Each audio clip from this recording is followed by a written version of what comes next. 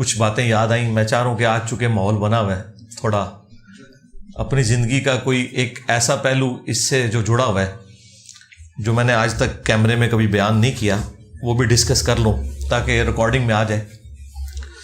خصوصاً ہمارے ان لوگوں کے لیے جن کو کبھی کوئی شیطان وسوسہ دلاتا ہے میرے حوالے سے.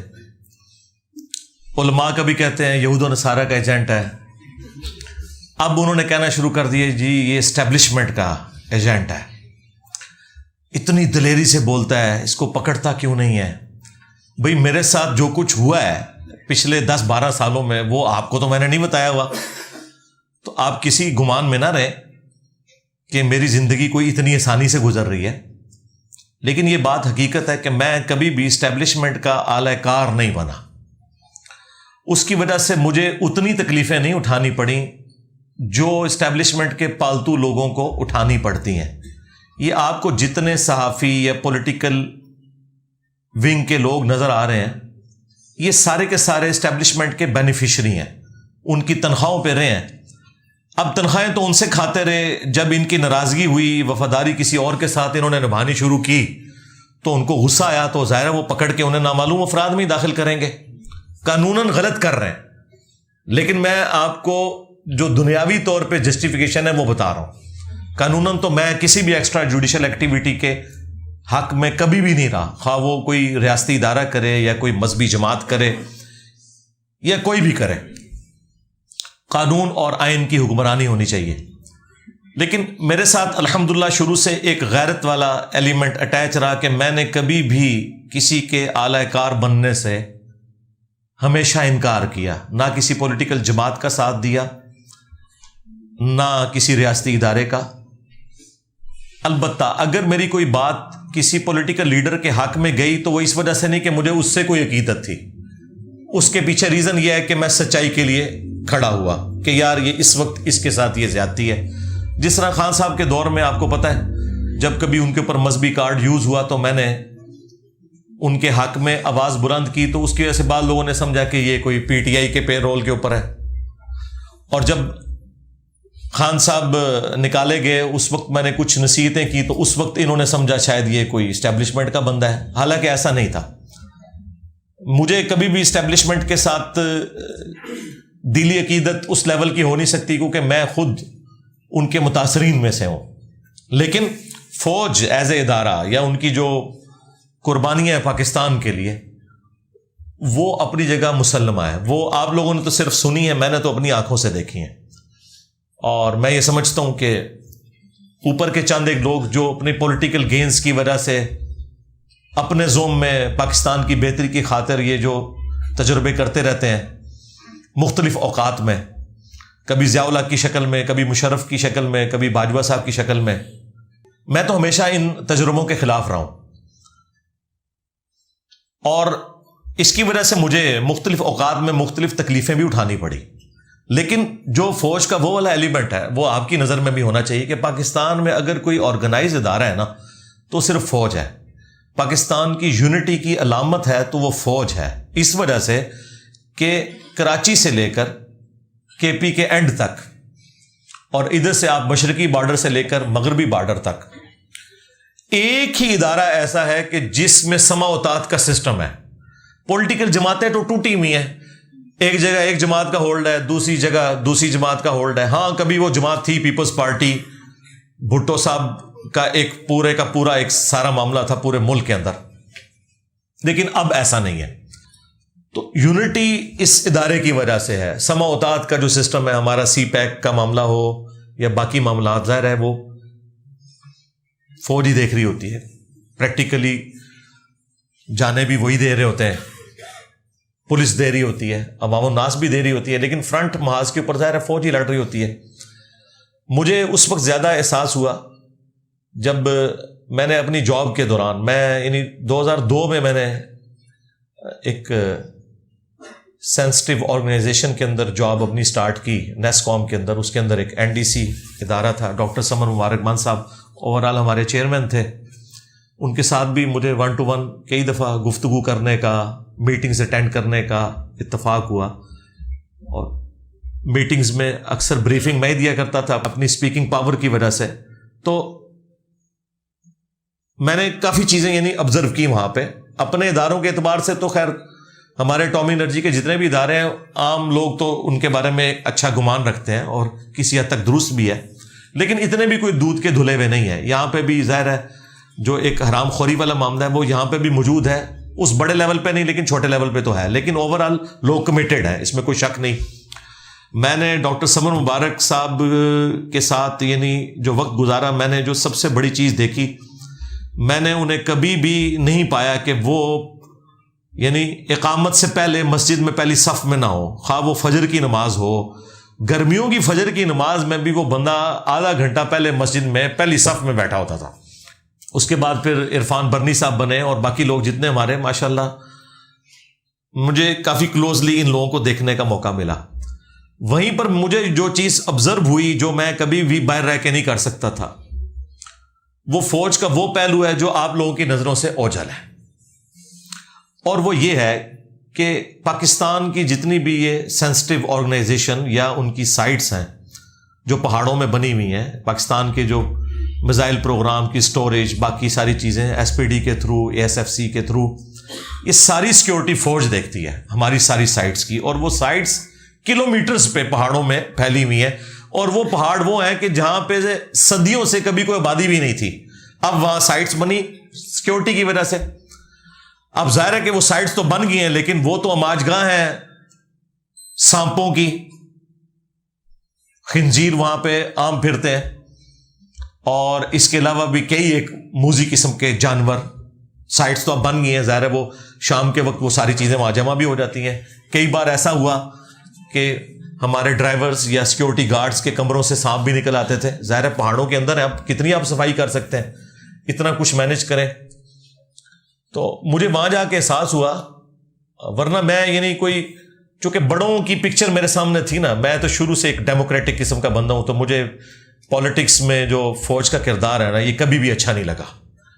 اور بچپن میں ہم بھی یعنی اسی قسم کے جذباتی پاکستانی تھے, ہمیں سمجھ ہی کوئی نہیں تھی. جب 1988 میں بے نظیر آئی اور ان لوگوں نے IJI بنوائی, اور ہم لوگ بھی وہ جتنے وہ گندے قسم کے نعرے ہوتے تھے اسکول لیول پہ ہم بھی لگایا کرتے تھے. ہم سمجھتے تھے کہ مسلم لیگ کو یا یہ اسلامی جمہوری اتحاد کو سپورٹ کرنا یہ اسلام کی سپورٹ ہے, اور یہ جو ہے پتہ نہیں کوئی کافر ہے بے نظیر جو ہم پہ مسلط ہو گئی ہے. وہ تو پھر ہمیں بعد میں پتہ چلا کہ یہ تو بڑے لوگوں کی گیمیں تھیں, اور وہ 90s کی تو پوری گیم جو پیپلز پارٹی اور مسلم لیگ کی جو یہ تماشا چلتا رہا, یہ ان بچوں نے نہیں دیکھا کہ جو صرف خان صاحب کی باتیں سنتے ہیں. اس لیے ان کو نہیں پتا کہ دوسری جماعتوں نے بھی اپنے اپنے وقت میں کیا کیا تکلیفیں کاٹی ہیں, ایک دوسرے سے بھی اور اسٹیبلشمنٹ سے بھی. پھر انہوں نے آ کے چارٹر آف ڈیموکریسی لکھا تھا. یہ تو آج بڑا سکون ہے اس اعتبار سے, جو کچھ 90s میں ہوتا رہا, 1.5-2 سال بعد حکومت الٹ جاتی تھی اور یہ سارے معاملات ہوتے تھے. ہمیں بھی اس وقت سمجھ نہیں تھی, لیکن جب سمجھ آئی تو مجھے پتا چلا کہ یار یہ تو سارے کا سارا مسئلہ جو ہے وہ ایک ادارے کی وجہ سے خراب ہو رہا ہے. تو میرے دل میں ان کے لیے کبھی بھی کوئی اس طرح کا نرم رویہ یا جذبہ نہیں تھا. میں آپ کو جاب پہ جانے سے پہلے کی بات کر رہا ہوں. لیکن جب میں نے وہاں یہ والا اسپیکٹ دیکھا, پھر میں نے کہا یار یہ بیچارے تو ان کے آفیسز سے لے کے اسٹاف کے لوگوں تک سر کہہ کے تو ہم سے بات کرتے تھے, پھر ہماری سیکیورٹی کے لیے انہوں نے سب کچھ کرنا اور اتنے اچھے اخلاق سے پیش آنا. مجھے پھر وہ والا جب اسپیکٹ سامنے آیا نا, تو پھر میں نے کہا کہ نہیں یار یہ فرق کرنا چاہیے ہمیں. جس طرح ہمیں پولیٹیکل جماعتوں میں بھی اچھے لوگوں میں اور برے لوگوں میں فرق کرنا چاہیے, مذہبی جماعتوں میں بھی, فرقوں میں بھی, ان کے عقائد میں بھی, کہ سنی کی ساری باتیں غلط نہیں, شیعہ کی ساری باتیں غلط نہیں, جو میں اچھی بات کو سپورٹ کرتا ہوں, اور برائی سے آپ نے الگ رہنا ہے. وہی جو حضرت عثمان نے ہمیں سکھا دیا ہے کہ نماز مسلمانوں میں نیکی کا کام ہے, نیکی کے کاموں میں ان کا ساتھ دو. جنہوں نے مسجد نبوی پہ قبضہ کیا ہوا ہے, صحیح بخاری 695 نمبر حدیث, برائی میں ان سے الگ رہو. حالانکہ اسٹیک پہ خلافت لگی ہوئی حضرت عثمان کی, لیکن اپنے مخالفین کے بارے میں کہہ رہے ہیں نمازیں ان کے پیچھے پڑھو, اگرچہ انہوں نے مسجد نبوی پہ قبضہ کر لیا, کیونکہ نماز تو کوئی برائی کا کام نہیں.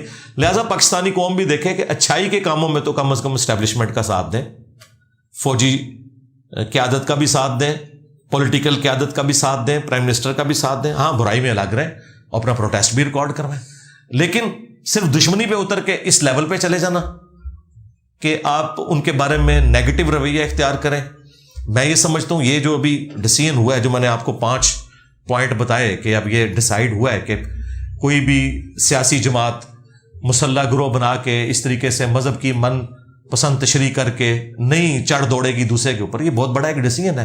اسی طریقے سے ابھی یہ جو ڈالرز کے حوالے سے جو کچھ ہوا اچھی چیز ہے. باقی ہم وہ کہتے ہیں کہ الیکشن اپنے ٹائم پہ ہونا چاہیے، بالکل. اس میں پولیٹیکل لیڈرز کے خلاف اگر کیسز بنے ہیں تو ان بڑوں کے خلاف بھی بننے چاہیے جنہوں نے ان پولیٹیکل لیڈرز کو یوز کر کے اس طرح کے تجربات اپنی پاکستانی قوم کے اوپر کیے. وہ اپنی جگہ، وہ تو میں بار بار ریکارڈ کرواتا ہوں، لیکن یہ والا اسپیکٹ یاد رکھیں، کیونکہ میں نے دیکھا ہے کہ جب سے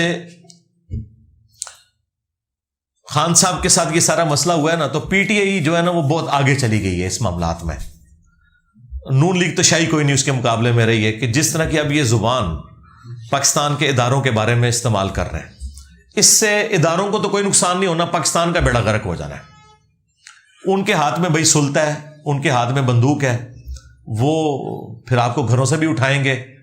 پھر آپ لوگ جو ہیں وہ جتنے بھی بنے ہوئے ہیں، اب مجھے بتائیں وہ پی ٹی آئی کے لیڈر جو کل تک کہتے تھے کہ نواز شریف بھگوڑا آتا کیوں نہیں ہے، اب میں حماد اظہر سے نہ پوچھوں کہ تو کیوں بھگوڑا ہے، آ نا عدالتوں کا مقابلہ کرنا. جب تو بلاتا تھا نواز شریف کو کہ آؤ جی عدالتوں کا سامنا کرو، کیسز کا سامنا کرو، تو تم لوگ کیوں، مراد سعید کیوں بھگوڑا ہوا ہے، آؤ نا عدالتوں کا سامنا کرو نا. تو اب تمہیں اس بات کا جواب مل جائے گا کہ نواز شریف بار سے واپس کیوں نہیں آ رہا تھا. ہاں، کیونکہ جب تک اپنی دم پہ نہ پاؤں پڑے اس وقت تک کسی کی تکلیف کا احساس نہیں آپ کو ہوتا. ہم کہتے ہیں وہ بھی غلط ہو رہا تھا، یہ بھی غلط ہو رہا ہے، لیکن یہ نہیں ہو سکتا کہ آپ اس کو جسٹیفائی کریں اور اسے غلط کہیں، یا اسے جسٹیفائی کریں اور اسے غلط کہیں. اب تو خیر خان صاحب نے خود بھی مانا ہے، خان صاحب نے کہا ہے کہ جی میں نے نہیں نواز شریف کی حکومت اٹھائی تھی، وہ اسٹیبلشمنٹ نے اٹھائی تھی. ٹھیک ہے، یہ تو لکھ کے سپریم کورٹ میں دیا ہے خان صاحب نے. جو باتیں اتنے صافی نہیں ان سے منوا سکے، اب ان کو سمجھ آ گئی ہے. تو یہ وقت کے ساتھ چیزیں لرن کرتے ہیں، اب ہماری اسٹیبلشمنٹ بھی سیکھ رہی ہے. بل میں اپنے والے سے آپ کو بتا دوں کہ مجھے پہلے نمبر پہ قرآن و سنت ہے، اس کے بعد پاکستان کا آئین ہے، اور اس کے بعد کوئی ریاستی ادارہ یا سیاسی جماعت ہوگی. جو بھی غلط کام کرے گا ڈنکے کی چوٹ پہ میں کہوں گا غلط ہے، یہ کام ٹھیک ہو رہا ہے، یہ کام غلط ہو رہا ہے. تو مجھے جو اپنی جاب سے ریٹائرمنٹ لینی پڑی، اس میں بھی انڈائریکٹلی میرے ساتھ بھی ایک لیول کی ایک زیادتی ہوئی جس کی وجہ سے مجھے لینی پڑی. خیر اس شر میں سے اللہ نے خیر نکالا کہ میری خواہش تھی. ویسے تو میں الٹا بھی لٹک جاتا، میں جس پوسٹ پہ تھا 19 گریڈ پہ اور ایک ٹاپ لیول کے اوپر، تو مجھے تو انہوں نے کبھی بھی ریٹائرمنٹ نہیں دینی تھی جب تک کہ میں اپنے 25 سال سروس کے پورے نہ کرتے ہیں. وہ تو پھر اللہ کی طرف سے کرنا ہوا. یہاں پہ کوئی ہماری ایک ایجنسی کو سیکورٹی کلیئرنس کر رہی تھی، تو وہ اس کے نیچے جو وہ رپورٹیں لکھنے والے ہیں نا، وہ کوئی بریلوی تھا کٹر قسم کا. اچھا، یہ میں بات کر رہا ہوں 2016-17 کی. اس نے نا رپورٹ میں مجھے لکھ دیا کہ اس کا تعلق جو ہے لشکر جنگوی سے ہے، دیوبند کے. اب میرا دیوبند کے ساتھ کبھی بھی کوئی ہمدردی کا رشتہ نہیں رہا، ایٹ لیسٹ جہادی تنظیموں کے ساتھ. خیر وہ ہماری جب آفس میں وہ پہنچی تو فوجی آپ کو پتہ ہے کانوں کے کچے ہوتے ہیں، انہوں نے فوراً کہا جی آپ ریٹائرمنٹ لے لیں. میں نے کہا کس چیز کی ریٹائرمنٹ؟ اچھا ویسے تو مطلب میری خواہش تھی کہ مجھے ریٹائرمنٹ مل جائے. میں نے جتنا بھی دین کا کام بڑے لیول پہ جتنا کیا وہ اپنی جاب کے دوران کیا ہے، یہ ذہن میں رکھیے گا. 2008 میں میری ریکارڈنگ شروع ہوئی ہیں اور یہ میں 2017 کی بات کر رہا ہوں، 9 سال تک، جبکہ آلموسٹ ہمارے سارے میجر لیکچرز ریکارڈ ہو چکے ہوئے تھے. تو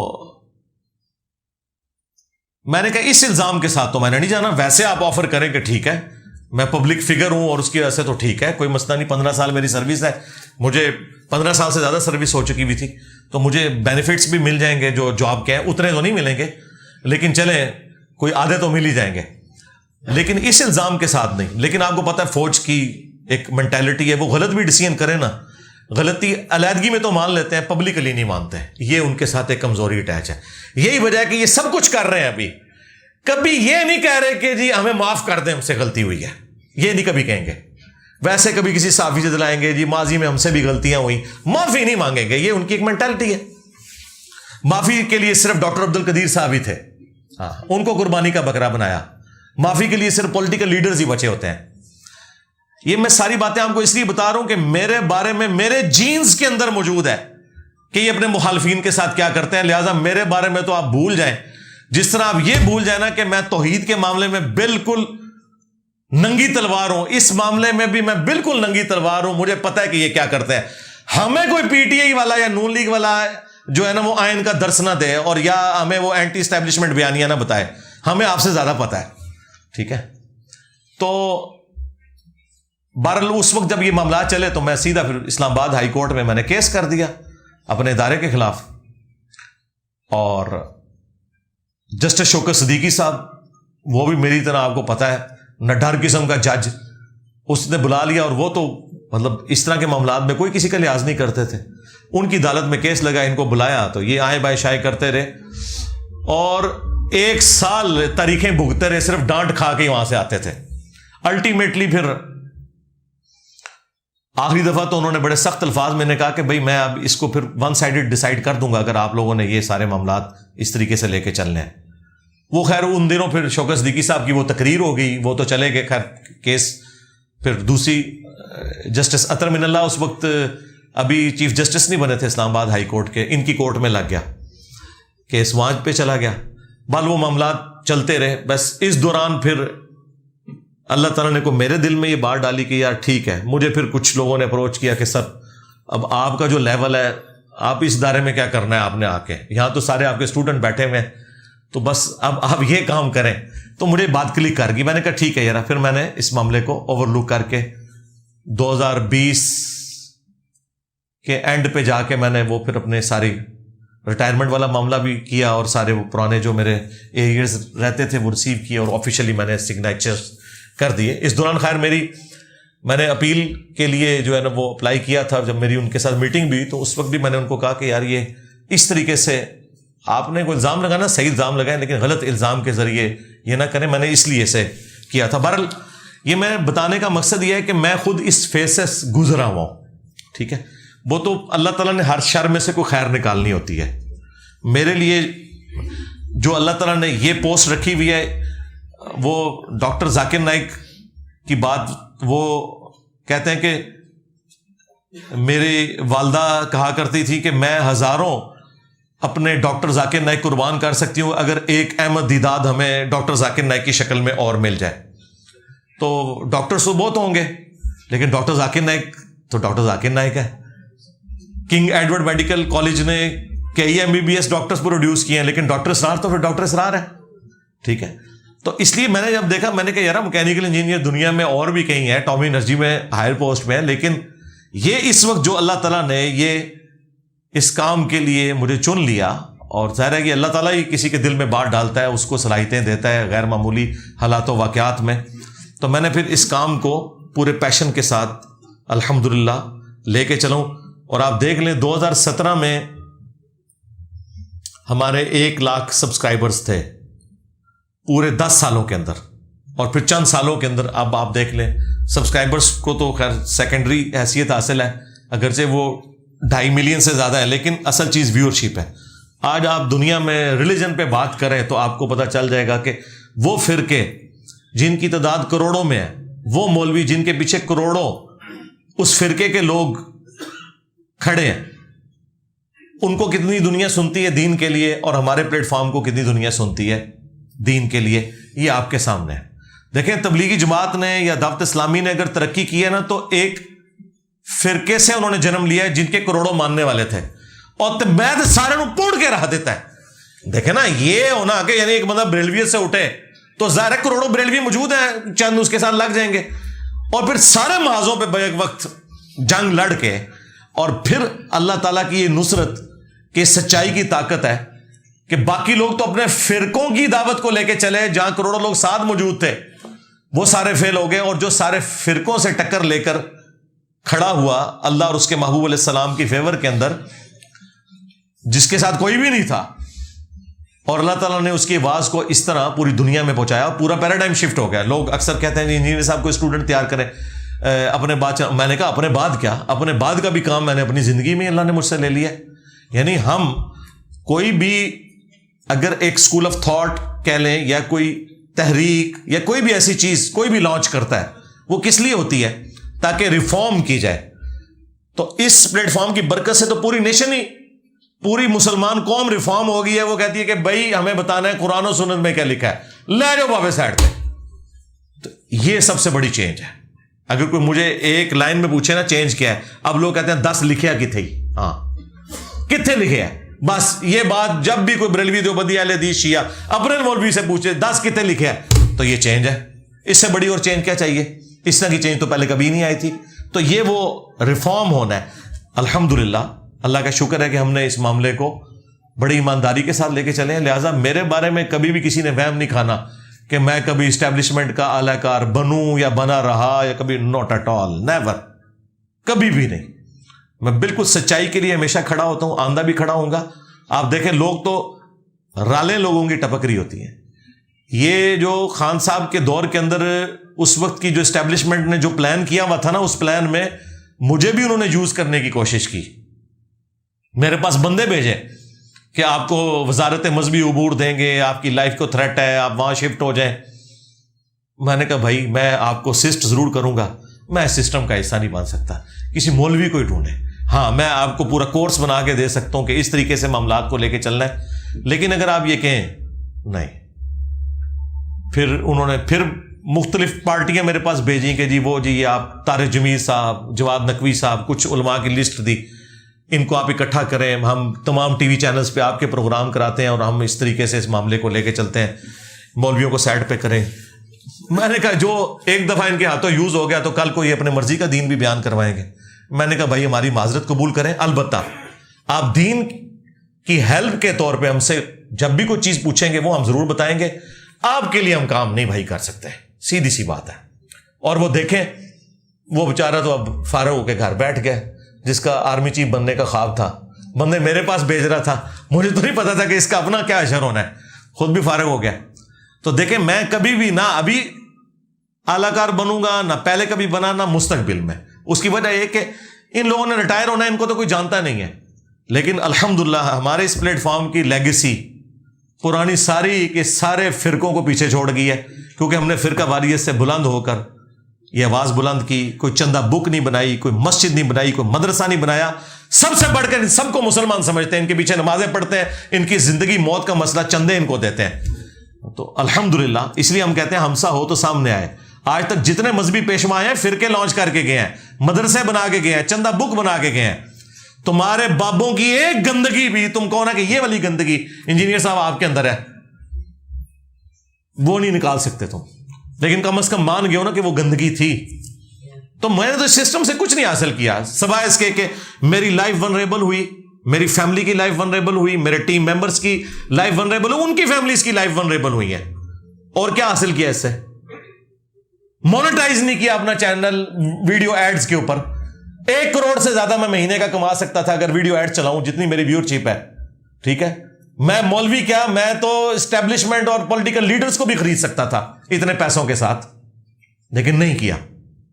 صرف اس لیے کہ کوئی بندہ کسی بھی اعتبار سے کوئی جھول نہ نکالے. اور میں ظاہر اس کو غلط بھی سمجھتا تھا عورتوں کا ویڈیو میں آنا, یہ بھی ایک وجہ تھی, اور لیکن یہ بھی تھا کہ یار کوئی بہانہ اس اعتبار سے داخل نہ کرے. 3 چیزوں کی کوئی گنجائش نہیں ہماری اس دعوت میں, عورت, شہرت اور دولت. عورت سے مراد یہ کوئی عورت کی تضحیق نہیں, یعنی یہ چھپی دوستیاں جو یہ مفتی کرتے ہیں, تیسری کر لیتے ہیں, پھر چوتھی کر لیتے ہیں, اور پھر مدرسے بناتے ہیں, پہلے شاگردنیاں ہوتی ہیں, پھر چاچیاں بن جاتی ہیں تھوڑیاں. ٹھیک ہے. اس کے بعد شہرت کے شوق ہے جناب جا کے بڑے بڑے جلسوں سے خطاب کرنے کا, مسجدوں میں کھڑے ہو کے فورن ٹور لگانے کا. نہیں, نیور, کہیں نہیں گیا. جو آتا ہے ادھر آئے گا بھائی. وہ اکثر ہمارے یہاں پہ اکیڈمی فون آتا ہے نا, لاہور سے لوگ آتے ہیں, پنڈی سے, اسلام آباد سے. میں نے کہا دیکھ لو, پہلے جیلم سے لوگ داتا دربار جاتے تھے, اب داتا دربار والے جیلم شریف آتے ہیں. یہ فرق ہے, یہ فرق ہے. کیونکہ باباؤں کے بابا, وہ اس لیے کہ ہماری نسبت بہت اونچی ہے. الحمدللہ میرے نبی صاحب ہے ہی کوئی نہیں, تیرے بابے تھے شے ہی کوئی نہیں, یہ ہے وجہ. ختم نبوت کی برکت سے جو کام شفٹ ہوا تھا. تو عورت, شہرت اور دولت, یہ 3 فتنوں سے اگر آپ بچ جائیں تو میرے بھائی زمین و آسمان کی ساری جو نیگیٹو قوتیں ہیں, شیاطین مل کے آپ کو نقصان نہیں پہنچا سکتے.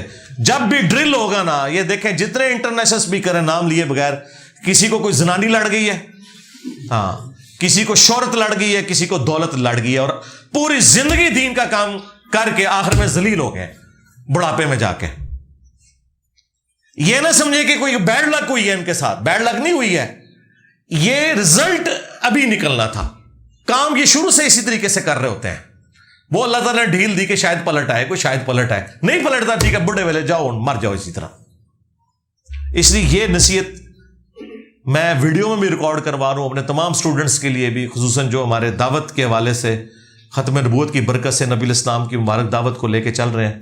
عورت، شہرت، دولت، ان تین چیزوں کو ہمیشہ اپنے سامنے رکھنا ہے. ان تینوں چیزوں میں سے میں کسی چیز میں انوالو تو نہیں ہوا. جب آپ سمجھے انوالو ہو گیا، اب آپ سمجھے اخلاص بھی گیا، اللہ کی مدد بھی گئی. ورنہ مجھے بتائیں ایک بندہ اتنی دلیری کے ساتھ سارے فرقوں کو، ان کے بابوں کو پون کے رکھ دوے اور سارے فیل ہو جائیں، اپنی سارے چندہ بکس کے ساتھ، مدرارس کے ساتھ، سارے مولوی مل کے دیکھ لیں آج پوری دنیا میں وہ انجینئر کا فتنہ آ گیا جی، وہ انجینئر کا کچھ کرو جی، انجینئر کر دو جی. پھر کوئی اور بہانہ نہیں ملتا تھا تو پھر فلاں کا ایجنٹ، فلاں کا ایجنٹ. اور اب تو یہ ساری گالیاں اتنی گھس پٹ گئی ہیں کہ اب مجھے خود بھی ہنسی آتی ہے. کبھی کوئی قادیانی کہہ دے یا یہ کہتے، میں کہتا ہوں یار یہ تو کوئی نوی شاید لب کے لے آؤ. ہاں یہ تو ساری چیزیں پٹ گئی ہیں تھوڑیاں. تو اللہ کا شکر ہے یہ میں نے ساری باتیں اس کے ساتھ اس لیے کر دی تاکہ آپ کو، اگر میری زندگی میں کوئی ایسا ایک چھپا ہوا ایلیمنٹ تھا جو شاید میں نے ابھی تک ویڈیو میں بیان نہیں کیا تھا تو وہ بھی میں ریکارڈنگ میں لے آؤں، بجائے اس کے کہ میرے بعد کوئی بندہ میری طرف کوئی ایسی بات منسوب کرے تو میں اس کی کلیریفیکیشن خود اس حوالے سے دے دوں. باقی تو اللہ کا شکر ہے کہ ہر بات کی کلیریفیکیشن دینا ضروری بھی نہیں ہے. کسی انسان کا جو کریکٹر ہے وہ خود بتاتا ہے کہ وہ کیسا ہے. تو یہ بار بار جی فلانے نے کہتا جی ایدے تے کوئی گل کرو جی ادھر تے گل کرو، بھائی یہ قیامت تک لوگ باتیں کرتے رہیں گے. اس کا کوئی اینڈ نہیں ہوگا. بات یہ کہ اوور آل ڈاکٹرن دیکھیں، اگر آپ کو اس سے بہتر کوئی پلیٹ فارم نظر آتا ہے، ہم یہ نہیں کہہ رہے کہ آپ وہاں جائیں، ہمیں بھی لے جائیں ساتھ. ہاں اگلی بات کریں گے. یہ حوصلہ کسی میں نہیں ہے. لوگ تو کہتے ہیں انجینئر کو سننا نہیں، اور انجینئر صاحب یہ کہہ رہے ہیں کہ اگر کوئی اس سے اچھی جگہ ہے جہاں پہ لوگ قرآن، بخاری، مسلم، دین کی بات کر رہے ہیں ریفرنس کے ساتھ، آپ وہاں نہ اٹیچ ہو، مجھے بھی ساتھ لے جائیں. ہاں میں بھی ادھر اٹیچ ہو جاؤں، اس کو لا کے ہم یہاں بٹاتے ہیں. ہاں تو یہ اس لیے کہ بھی ہم اپنی کاز کے ساتھ مخلص ہیں. مجھے کیوں کسی سے جیلسی ہوگی؟ میں تو چاہتا ہوں کہ ہر گلی سے انجینئر نکلنا چاہیے جو اپنے نبی علیہ السلام کا مجاہد بن کر ختم نبوت کی برکت سے قرآن و سنت کی دعوت عام کرے، بجائے یہ کہ بزرگ بابوں کو لے کر چلے. سیدھی سی بات ہے. صلو علی محمد وآل محمد، اللہم صلی علی محمد وعلی آل محمد واصحاب محمد.